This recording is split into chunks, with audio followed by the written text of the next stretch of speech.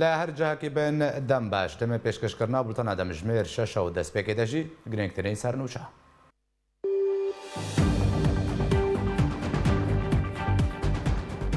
پارتیا دموکراتا کوردستان سووریا bi boneya 35 salroja şehîdbûna Idrîsê Barzanî daxuyaniyek belav kir. Li Efrînê grûpên çekdar ji mareyek welatiyên Kurd revandin. Abdulbasit Seyda dibêje PKK sûdmend e ji karta Daişê û siyaseta xwe pê perdepoş dike. Grûpên opozisyonê ji mareyek baragehên Qesedê li gundewarê Ên Îsa tûbaran kirin.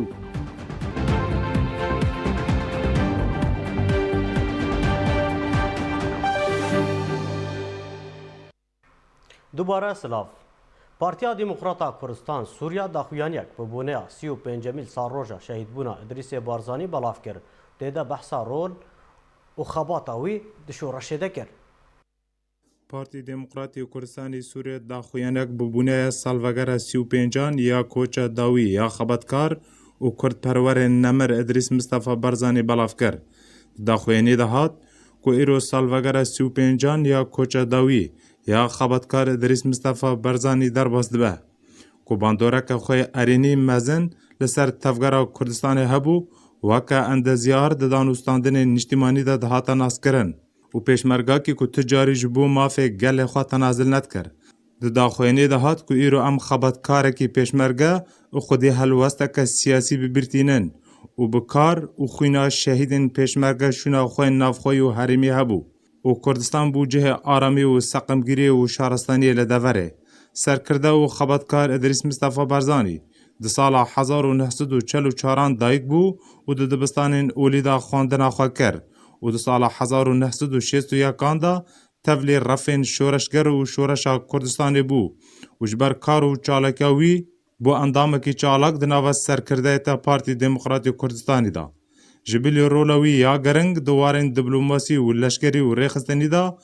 di sala 1974 ta koça wî da wî di şoreşa Eylûnê û Golanê da nûnerê Barzaniyê Nemir bû danûstandinan li gel hikûmeta Iraqê.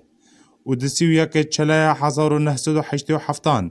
li bajarê Ormiyê li Îranê bi nixweşiya dil koça dawî kir û li kêlek Barzaniyê Nemir li goristana Barzan bi xakê hate spartin. Fermandar Idrîs Barzanî roleka xwe bi rûmet hebû çi di nava refên pêşmerge û çi jî di nava rêzên Partî Demokratîk Kurdistanê da. Her wiha peywendînê wî civakî bi tevgerên Kurdistanî li derve re hebû û roleka xwe giring di çandina rêbaza Barzanî û belavkirina wê li tevaya Kurdistanê bi taybet Partî Demokratîk Kurdistanê Sûriye hebû. û îro bi serkirdeyê te Serokê Kurdistanê Mesûd Barzanî rêbaza Barzanî ber û pêşva diçe û dibin dirûjma demokrasî bo Iraqê û desalateke rastaqîne ji bo Kurdistanê ta referanduma 25 Eylûna sala 2017. Di dawiya daxuyanî de hat ku em bihêvîna rêbaza Barzanî li ser her çar parçeyên Kurdistanê pêşkeve û dibe gelê me yên Kurd li Sûriye berdewam be li ser rêbaza Barzanî. Diriya Encûmena Niştimanî Kurd li Sûriye û bi taybet diriya partiya me Partî Demokratîk Kurdistanê Sûriya ku beşekin ji wê rêbazê. Belê temaşevanê hêja li ser jiyan û xebata şehîdê Nemir Idrîsê Barzanî me mêvandariya Mihemed Saîd Wadî endamê Komîta Navendiya Partiya Demokrata Kurdistan Sûriya kiriye. Mamosta te bi xêr hatî. Mamosta me divê destpêkê de ji me re behsa jiyan û xebata şehîdê Nemir Idrîsê Barzanî bikî.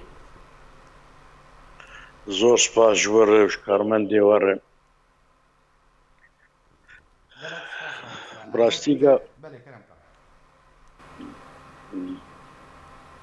dema gomero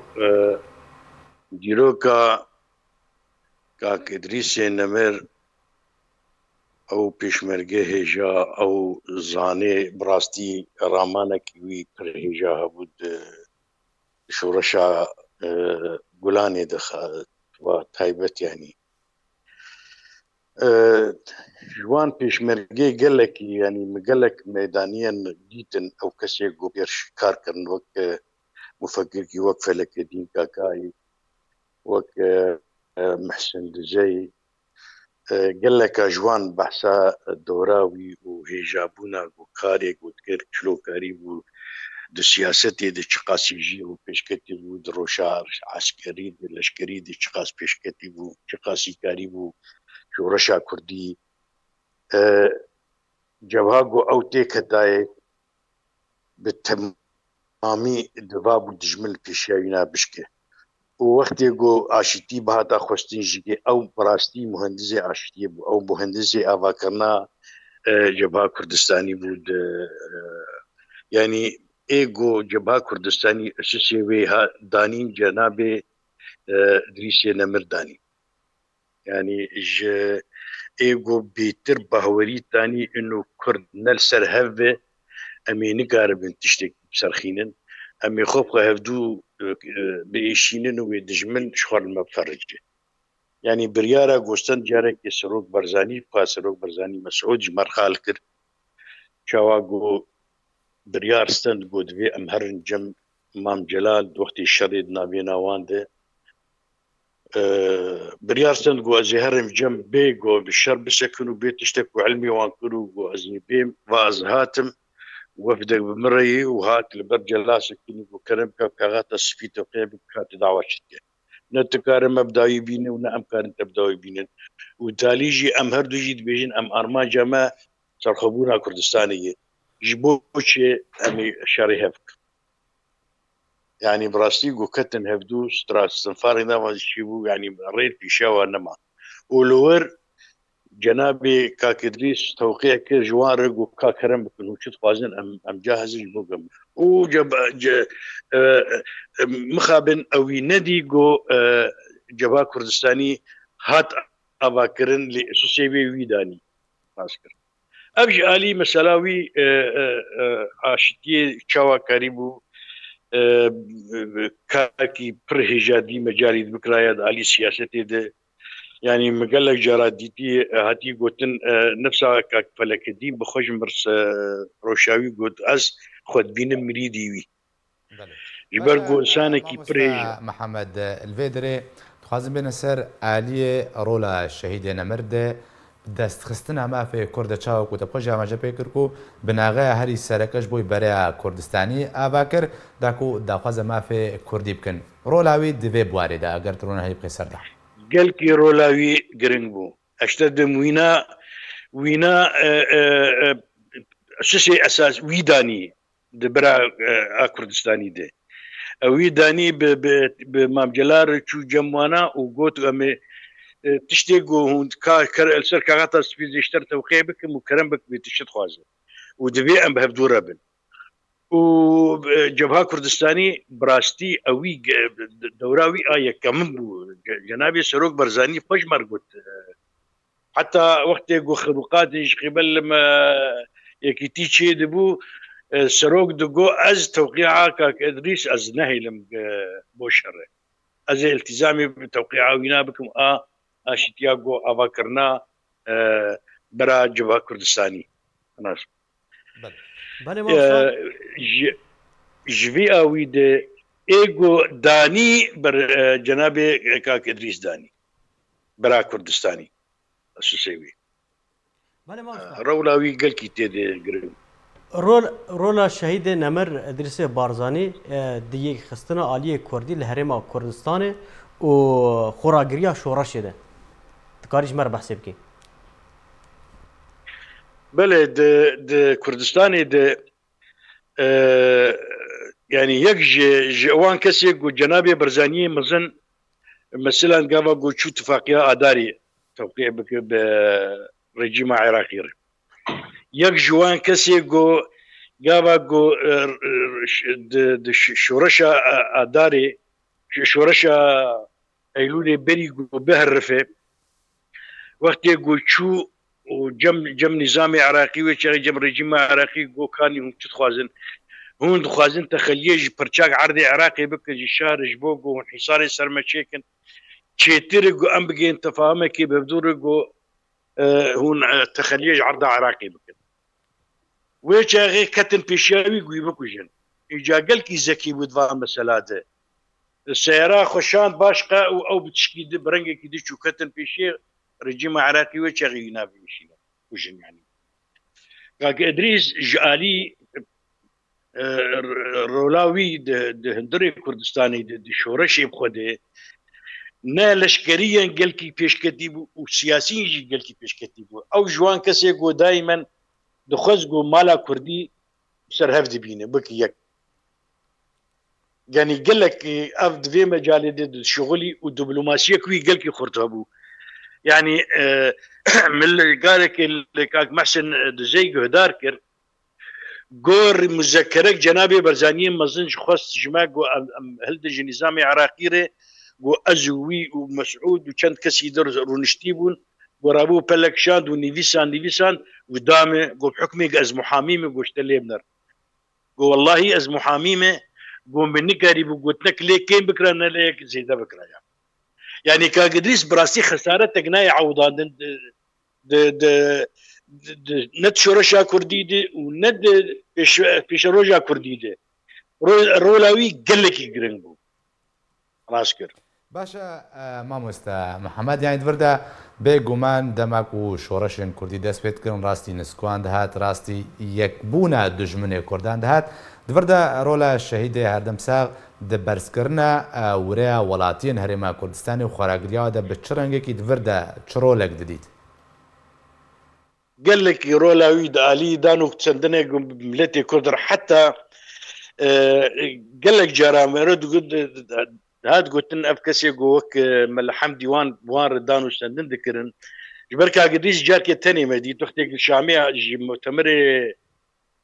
ليبيا فقريه جارك ما اوديت قال لك ما تيكيا زي ده بير نكر ليه ما ديروكا وي قال لك شوبان ويتشاغي حتى دلي ويفربوا للدرجة ثاني خراب عفوتكر ثاني جحش عفوتكر بس رينا داي قوتيك بمركزك خرط دانو سندني د ملتي كرد ري قال لك يوبسر دو تاني خلافاتي عشائر هذه مشائر لهبدو تاني دي تشتي قدنا بينا كردا خو تشيد مالباتي كردا دي تشو تدخل دكر خص جوانا نهي لقو كدرا بنهبدو فم جوار دقو بنر هجر ام كرد ام نسر هفدو بن ام بري دجمن حد شراوير دورا ما دجمنه وقو امجي نب هفدو ربن اميني كار بتشكي قزنج بكن وملاتي مجي قال لك مظلومه خيراتي وي بر وخل خيراتي وي دخل ودكن سلاح بيمت كوجن جبيا لي دي قال لك رولا وينا هبو دي كرد انا هبا كردا سر هفدو وكردا بقينا هفدو وبارتي سياسي بقينا هفدو قال لك رولاوي نادي مسألة دابو بحزب الشيوعي رب حزب اشتراكي رب يكيتير قال لك إذا مجال هذا رولكوي تشلو بأنا جنابي برزاني مسعود برزاني تشلو أنا مرجعية كردية ويشاغي رغم عمري ويبجوكو وتجرباكو يعني طبعا الشيستو يكيد أو درباسي شورشي بويه يعني دسبيكا شورشي او درباسوي وهنا زارو بوجي لي باكل كي فرمزن يعني تربياوي جنابي برزانيه ما جو دائما بخراب بقنجي وبيرورداك برهيجا كردايت ياخو دباراست وملتي كرتي كبير ذكر بني ما مستاد قارش مره بحثا رولا شهيد نمر ادريسي بارزاني ده بلافکرنا ربازا نمر مالا مصطفی بارزانی ل روشاوای کردستان و پارچه دنی کردستان چه بو؟ از بني بالنسبة رولا جنابي كاك ادريس دالي تيكليه هفالتي ودوستانيا وقت بي بخا يعني بارتيا ما يوندي وانو ما قالكي يعني وقت شقليه داركي جبي علي ذا تيكليه وينا دي مجال قال لك خرطو عربي كردا بدسر هبدو خاصه برشي كردستاني تيكليه بارتيا سوري دي طبعا اما وينا قال كي بيش كتبو ناف تيكليه كردستان تركي و كردستان ايراني و رولاوي ذان مجالات دي قال لك رولك ديليست او باور بو انه نواتا كردي كردايتي فان بارتيا د خرس ببي ودجمن چي بارتيا جو بخوازي چي ببي جبو تشويش لسيرفي بارتيا يكمي جو چي بوي بارتيا تركي بارتيا عراقي بارتيا سوري بارتيا ايراني اف بارتيا جو كرداج دلي خو چي كرنن اف بارتيا جو دورا كي چي بونو اجبر كتن وكتن واري اد جو ابقش تشويش لسير بارتيا يكمي رولاوي ذي مجالي دي قال لك يا ابو تم دقو ام زانن بارتيا سوري تايبت بارتيا وملتي سوري ملتي كردي سوري جنابي ادريس زيده باورياوي دونو كردي سوري بطنقايه ديجي تخسير نكرج مرض شورشا ايلولي ديجي وشورشا قولاني ديجي قال لك خدمت ذكر من تجي ذكر يعني خدمتها ذكر اويد ديت انه اف ملتايا ملتك يساغلمه ريبازك قنجي بباوريوان بالريبازا برزانيتي دفي مجالي دي ريبازا برزاني تشلو دفي ترسيخ ببدنا قلي كرد دورا الرولاوي دي مجالي دي قلقي خرطو بله گلک سپاس بو مامستا محمد سعید وادی اندام کمیته ناوندی پارتیا دموکراتا کردستان سوریا کوتب مرابوی گلک سپاس ڕۆژنامەیەکە ئەمریکی راپۆرتێک دەربارەی عێریشە داعشە تەرۆریست بۆ سەرزیندان سیناعیل تەقا گوێران لە حەسەکەی بەلاو کرد وەرگولیان بێتر توێ راپۆرتێدا روزنامەیەکە ئەمریکی ئەشکەرە کرد کۆ دێریشە چەکدارên داعشە تەرۆریستدا بۆ سەرزیندانە غوێران لە باژارێ حەسەکەی نێزی 200 چەکدارên داعشê ڕڤیانە ڕۆژنامەیە نیویۆرک تایمز یا ئەمریکی راپۆرتێک دەربارەی عێریشە داعشê بۆ سەرزیندانە غوێران بەلاو کرد تێدا ڕاگەهاند کۆ بوویەرە زیندانە سیناعا لە حەسەکێ ئەو چەند داخویاکردن کۆ پشتی 3 ساڵان ji ڕووخاندنا ڕێخستنا داعشە تەرۆریست هینجی کارîna vê rêxistinê ji afirandina tundutujiyê û necêgiriyê û aramiyê li deverê heye rojnameyê di raporta xwe de serbar kir û got jî devîrêxistina Daişê ya terorîst neweke berê bihêze lê şaraze dibînin ku di pêşerojê de li gel peydakirina atmosfêrên goncaw wê careke di nerêxistina Daişa terorîst vegere bi taybet li welatên ku aramî û seqemgerî lênîne ew ê dest bi kiryar û tawanên xwe yên hovane bikin û roj bi roj wê berfirehtir bibe. Di vê derbarê de şarezayê Amerîkî di Kolêja Leşkeriya Deryaya Amerîkî de Greg Whiteside got vegera rêxistina Daişa terorîst bi tenê girêdayî demê ye di yekem derfet de wê ev rêxistin vegere. Serbarkir û got karîna Daişê komkirina bidehên çekdaran êrîşkirina wê li ser zindana Sîna'a li Wêran ku ew zindan ji alî hêzin piştevankirî ji Amerîka wate Qesedê di çarçoveya agihdarkirina Qesedê ji plana Daişê re ku êrîşê zindanê bike serkeftinek mezin ji Daişê re tê tomarkirin. Her divê çarçoveyê de rojnameya New York Times ya Amerîkî li ser zarê berpirsyarekî Amerîkî mezin veguhest got ku armanca eger kirî ji vê êrîşê re ew e azadkirina hin ji serkirde û mezinên çekdarên xwe yên şaraze di çêkirina bombeyan de û nîşanbaz ji zindana Sîna'a bû ku di encama wê êrîşê de nêzî 200 çekdarên Daişê reviyan. Li rêkefta bîstê çileya 2022 şanayên razayiyên Daişê êrîşî zindana Sîna'a ku nêzî 5000 çekdar têde hebûn kir. بو سدما رودانا شر و پفچونên tund û dijwar di navbera Qesedê û çekdarên Daişê de ku di encama bûyerê de bidehan çekdarên Daişê ji zindanê reviyan herûha ketina bi sedan kuştî û birîndar ji her du aliyan ve ku sivîl jî navwan de hebûn. Serbarî derbederbûna bêhtirî 45,000 kes ji taxa Wêran û Zuhur. Siyasetmedarê Kurd Abdulbasit Seyda derbarê pêşveçûnên zîndana Sîna'a li Hesekê dibêje ku PKK bi xwe sûdê ji karta Daişê dibîne ew jî ta ku hejmûn û desthilatdariya xwe li deverê bihêz bike û kiryar û siyaseta xwe perdepoş bikin. دەربارەی پێشڤچوونن زیندانا سیناعیل تەقا گوێران یا باژارێ حەسەکەی سیاسەتمەدارێ کورد ڕۆژاوای کوردستانی عەبدولباست سەیدا گوتارێک نویسی و تێدەگوت ji destpêka şoreşa Sûriye ve diyar bû ku rejêma Esed dixwest navê terorê li şoreşa Sûriye bike û behaneyekê ji bo xwe durist bike ta ku gelê Sûriye eşkence bide û ji bo vê meremê jmareyeka mezin ya zîndaniyên tundrew serbest berdan. Nivîskarê Kurd got ku gelek ji wan kesên ji zîndanên rejêma Esed serbest hatine berdan bûne sedema têkdana ewlehiya Iraqê ku ji aliyê Îranê ve hatine bikaranîn û gelek endamên sîxuriya rejêma Esed jî di navwan de hebûn ta ku wan li gorî xwestekên rejêma Esed û Îranê araste bikin. Nivîskarê Kurd Abdulbasit Seyda got ku li navçeyên Kurdî yên Rojavayê Kurdistanê rejêma Esed ji ber ku nikarîbû îslamiyan bikarbîne rû li PKK kir ew jê di rêya baskê PKK li Sûriye ku peyade ye ku çendîn car berpirsiyarên PKK bi eşkere piştevaniya rejêma Esed dikin û kiryarên ku PKK û baskên wê li Rojavayê Kurdistanê encam dide tekez dikin ku hemahengî navbera rejêma Esed û PKK de di asteke gelek bilind de ye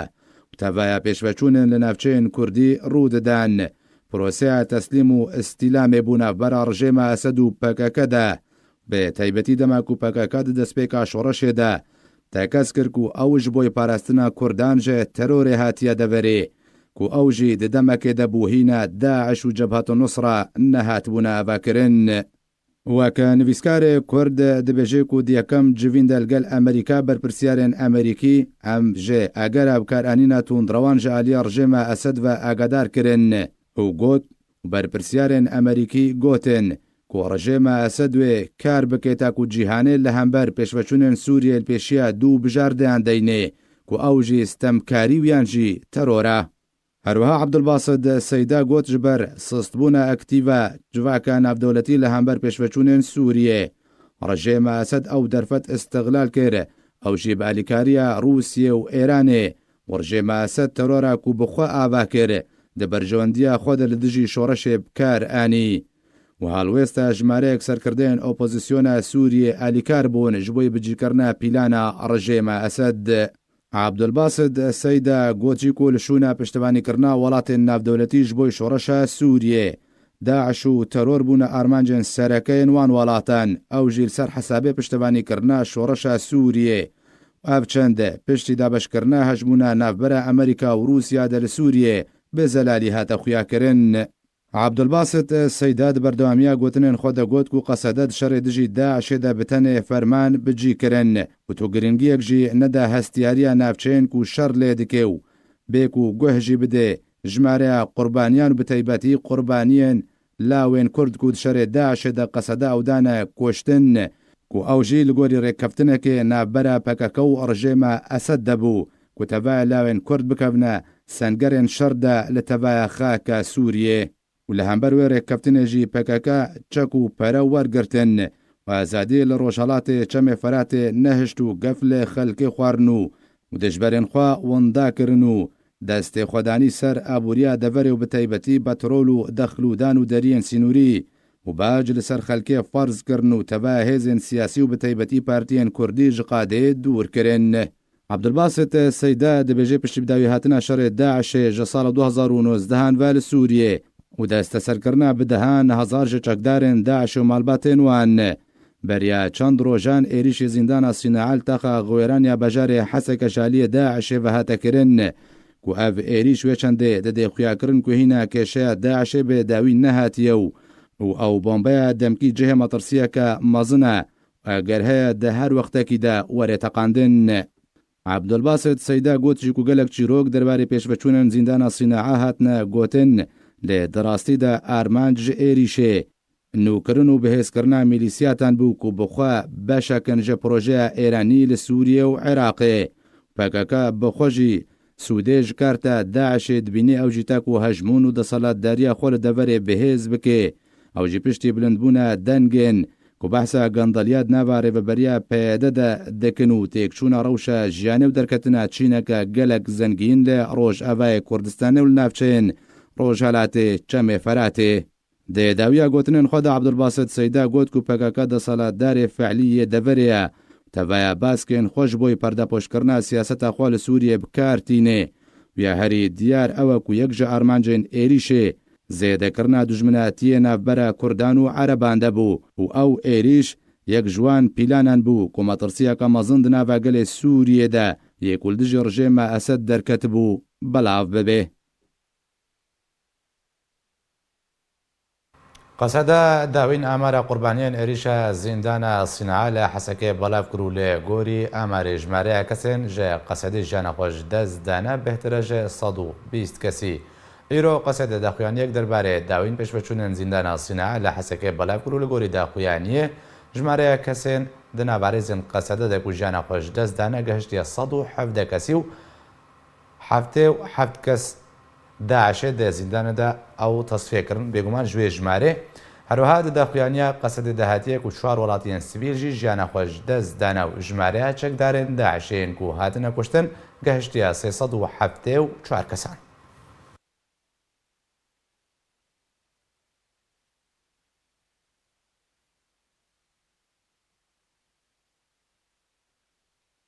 لە هەرێمە عەفرینە ڕۆژاوای کوردستانی کۆمێن چەکدار دێ کریار و بنپێکردن خۆدا دەرحەقی کوردان بەردەوام من هەری داوی ژمارەیەک وڵاتیان کوردیان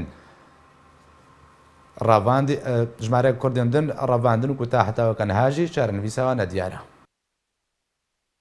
تۆڕە سووریا مافێ مرۆڤان راپۆرتێک لەسەر بنپێکردنên دەستەیە تەحریر ئەشام ji destpêka damzirandanê bi navê Cebheta Nusra û tanha belav kir. Li gorî raporta navborî ku 55 kesên sivîl li ser destê desteya Tehrîr Eşam hatine kuştin, jê 71 zarokin û 77 jinin û 28 kesên din jî dibin eşkenciyê de canê xweş dest dane. Raportê serba kir ku bêhterî ji 2327 kesan jî tanha windayîne û di girtîgehên grupa Tehrîr Eşam dane. Raporta ku ji 63 leperan pêk tê bi hûrgulî behsa binpêkirinên Cebheta Nusra ku piştra navê xwe kirine Tehrîr Eşam şêwazê eşkenciyê û cihên girtîgehan kir. Li gorî raportê ku binpêkirinên li deverê dibin kontrola Tehrîr Şam de hatine encamdan, piştbestinê li ser nêzîkî 85 hevdîtînan kirine. Ji kesên ku hatine winda kirin û di girtîgehên wan dane, bêhterî ji 10327 kesan e.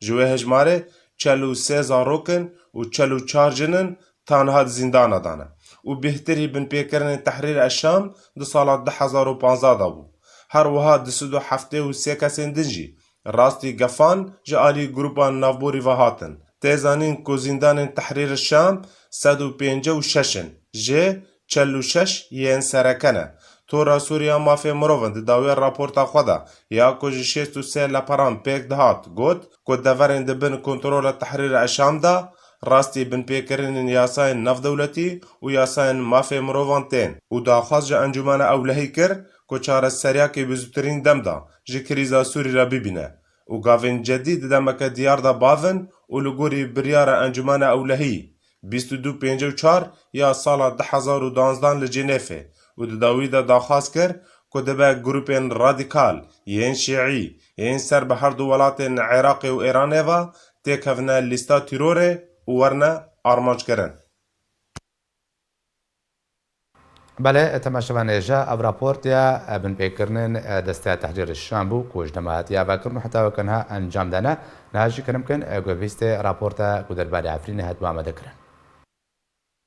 Ji dema kontrolkirina artêşa Tirkiye û grupên çekdar ji herêma Efrîna Rojavayê Kurdistanê re û ta roja îro kiryar û binpêkirinên hovane derheqê welatiyên Kurd de ji aliyê komên çekdar ve ji girtin, revandin, dizî, dalankirina mal û milkan, sepandina bacan berdewam e. Herî dawî komên çekdar jmareyek welatiyên Kurd revandin, berev cihekî nediyar vebirin hettenha çaranivîsa wan nediyar e. Rêxistina mafê mirovan li Efrînê ragihand roja 27 çilaya 2022 çekdarên grupa polîsa leşkerî bi behaneya kopêwendî û têkiliya wan bi rêveberiya PYD-ya berê re hebûn, 4 welatiyên Kurd ji gundê Hîkçe yê bi ser navçeya Cindersê ve revandin berev cihekî nediyar vebirin, navê wan hevin. Şerhat Zeîm Hesen temen 22 salî, Rıdwan Reşîd Miho temen 30 salî, Abdülkadir Reşîd Hesen 32 salî û Ziyad Arif Miho 34 salî. Li gorî rêxistinê eşkere kiriye ciwanê bi navê Şerhat Zeîm Hesen beriya niha li rêkefta hevdê heyva heştan sala 2021 ji aliyê grupa çekdar ya bi navê Saed bin Weqqas ve ji gundê xwe hatibû revandin piştî dana fidyê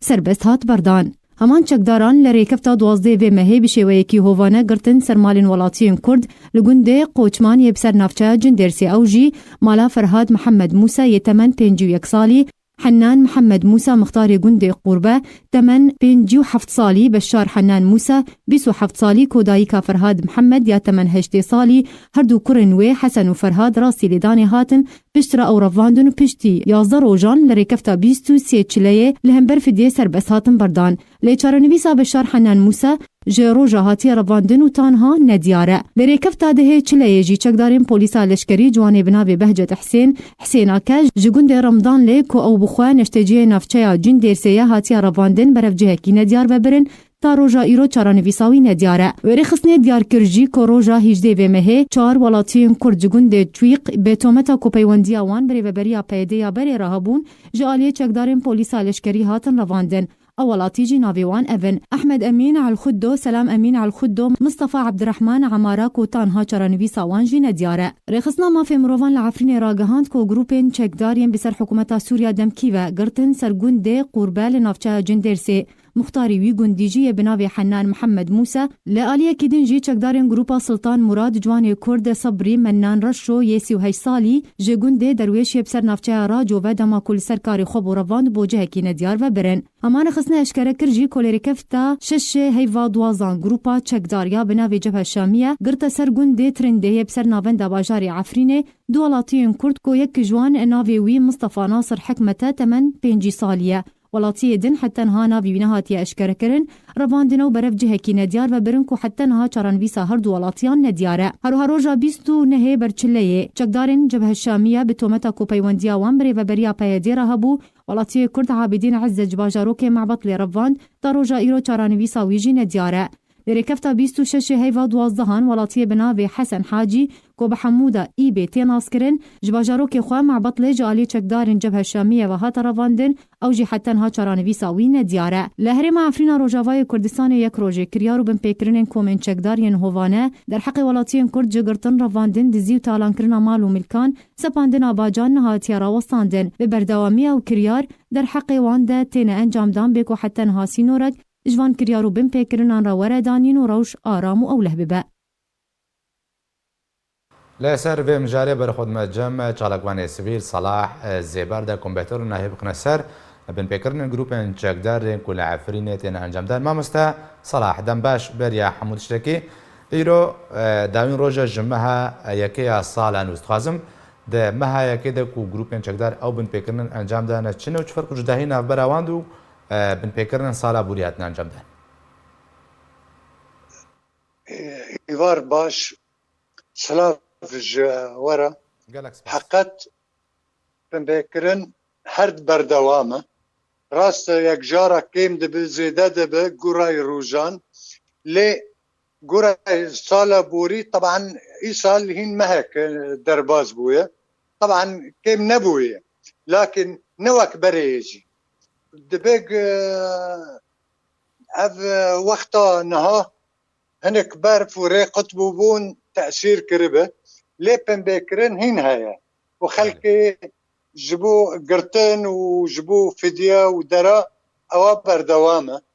وجوك نها ورابورة خاجي أنت رخصنا ما في مروبان راسته أول جي خويا وحقجي أو تشتنا هين بردوامة ونكام بيجن كيم بوي زيدا راسته جبري كيم تري لكن نكيم نبوي يعني هو فرقة مازن ما بينا حسينة بله آرمانجا گروپن چکدار جوان کریاران را لسر خلکین باجار عفرینه آرمانجا و چیه و چیش خلکی عفرینه دخوازن حقت أبا قشتك لأنه خلقي عفريني بعرض ملك خو قرتية ودخازة بدناف عرض ملك خدا بجين بسربستي وبآرامي لكن أو جروبنا هناك جوان أو عنوان دزي وطالانية وهنا جروب جي كرداهر عاجزن دخازن أذمن التي هي كانبن وام برفاندن بدن يعني برفن العفرين نمينا أو جي هرن دردن لإما دنرن إنه نعم التي ما خو أو كريه وقرار خداي السر عرض خو بمينه ونكانن ويتشتي أو دخازن وقت تغيير كي ديموغرافي العفرين شيكن في كوره يعني ملتي ما وي قبولناك وحتى وقت ما جو ملتي ما دخازه ادهين هنا كانبن بقرن تشتري كيبه هين بقرن سر عرض ملك بله برز اف جوره کریاران اف جوره کریاره کو گروپن چکدار کارت دین لعفرینه چه مطرسی خستیه سر خلکی حقت ما ترسي هنك هي لكن ملت جوي ما ترسيه درباز بوي يعني ارتق قرار وان وقت وان دايل لسر عرض وملك خبن او ما ترسي مرا بينا حسه او خلق الور يعني وقت قوتي بروحك خبات وبروحك او خدانه بر مساله انه ايه بمين لسر عرض خو ولو شكر يارجي شيء بله جبر چه سینورک جوان بن پیکرن و کریاران را نای دانین حقت کارت کرن لسروي وداندن ستاندن جي هي وبلكي لجم وجي او هنا او انجي تشيبون وكلي جان رد مظالم ودار وفلان لكن هين او اخو نستاندي يعني وك مراد خازه كاري خو هين نقشتي او نتائج او نتيجه او تشتد جرك ببن لكن المهم افجي طبعا لانه اف شتند هنا نمو يعني سريكي وان تنية حر مجموعاك بالتانية خو او خودك وهنك جي حتى انا جوي اون حكومتها تركيا تشافي خول ويتشتنا داد مرينه يعني خودكي جنابين مع العلم اوان دبينن او تشتا دبن واب اركا تركيا قويت تشتناجي بالساكنين لانه شقابه تركيا هرو عفرين داقر كري واركي وينه قويت تشتنا بكار باو خرابه يعني وي كريارنا بساكنين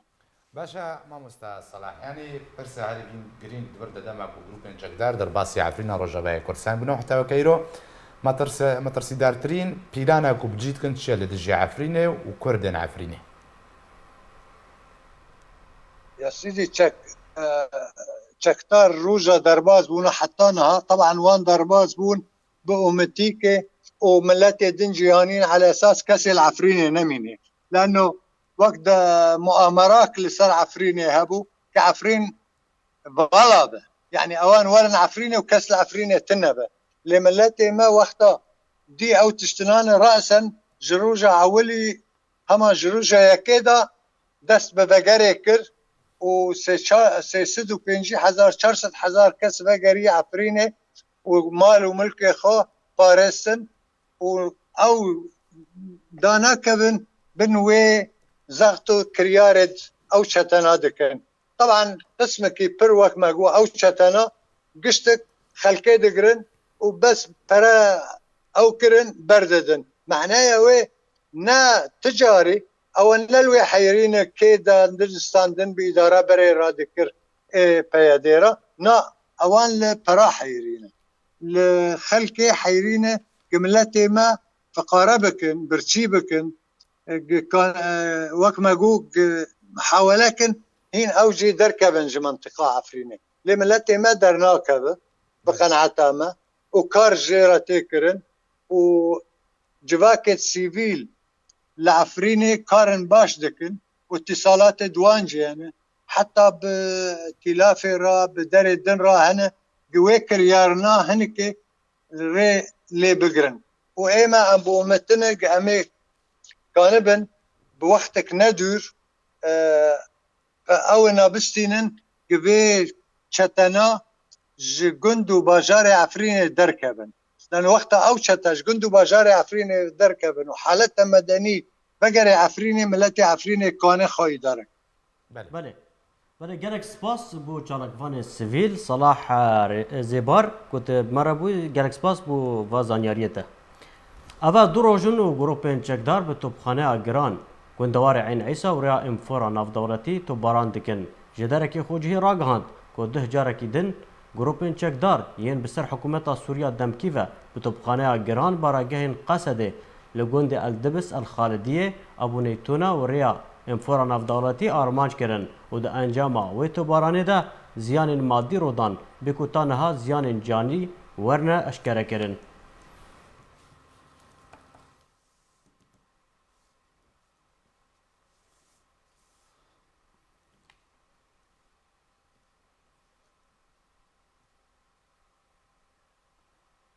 مالباتا حاجی رمو مالباتا صوفی عبدو پیامک سپاسی بلاف کرنتی ده سپاسیا تبع آلین کو بجداری ده بهداریا خود جرازی فهیم رمضان صوفی عبدو دکرن دنامه پیروز بهیه ده هر دو مالباتان سپاسیا پارتیا دموکرات کردستان سوریا و انجمن اجتماعی کرد ل سوریه تبع رخصتن جواکا سیویل و یکیتیان ویسکارن کردستان سوریا و کۆمبەندە ڕۆژنەمەوانین سووریە و دەستگەها ئارکێ و ڕێباز و تەبایە چالاکوان و دۆستانکردن ئەو ژش بۆی بەشداریە دە مەراسیمە بەهیداریە خۆدێ ژێڕازی فەهیما ڕەمەدان سۆفی عەبدۆدا هەروە هەردوو ماڵباتان تەبایە وان سپاسیا تەبایەوان کەسان کرد و دەڕیا تۆرێن جواکی و پەیوەندیە تەلەفۆنێڤەژی سەرچاغیش مالباتێرە خۆستە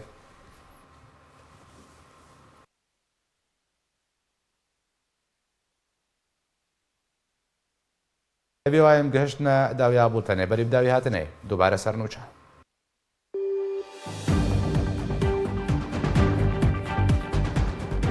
پارتیا دموکراتا کردستان سووریا bi boneya 35 salroja şehîdbûna Edrîsê Barzanî daxuyaniyek belav kir.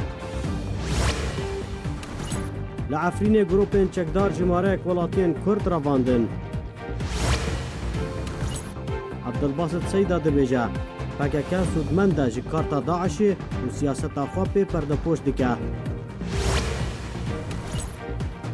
Grûpên opozisyonê ji mareyek baragehên Qesedê li gundewarê Eyn Îsa tûbaran kirin.